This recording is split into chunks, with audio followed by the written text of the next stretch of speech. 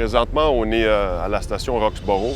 C'est la dernière station de la structure aérienne. Voir les travaux se mettre en œuvre puis se rendre jusqu'à la fin, vraiment, c'est un très bon sentiment d'accomplissement et de fierté surtout.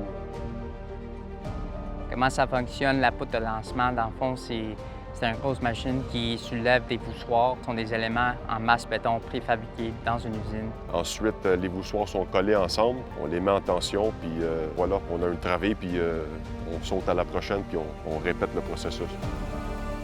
C'est la première fois qu'on utilise des poutres de lancement de ce style au Québec. L'avantage d'utiliser une poutre de lancement comme méthodologie de construction, c'est la vitesse. C'est assez simple, c'est assez clair qu'on est capable de construire des travées pas mal plus vite.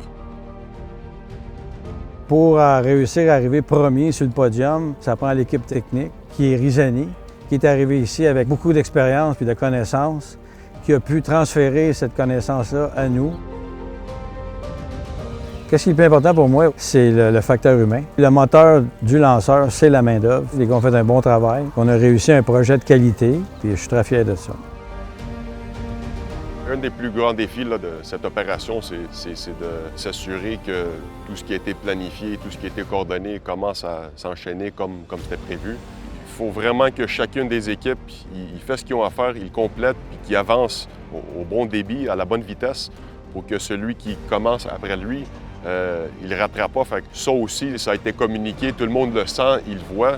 On est tous là pour atteindre le même but, le même objectif. On est une grosse famille, une grosse équipe.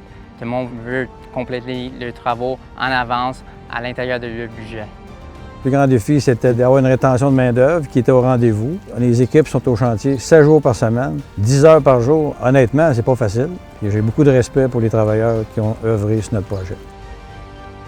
Il y a beaucoup de gens de la public qui prennent des photos à chaque journée, qui nous regardent. Quand ils nous voient passer, ils nous arrêtent pour poser des questions. Puis aussi, de bâtir la confiance puis les connaissances de tout le monde qui est impliqué, que ce soit les équipes qui sont vraiment en chantier, comme les citoyens qui passent autour de ça. C'est la fierté d'avoir travaillé avec tous les gens qui étaient impliqués dans ce projet pour livrer notre bébé, là.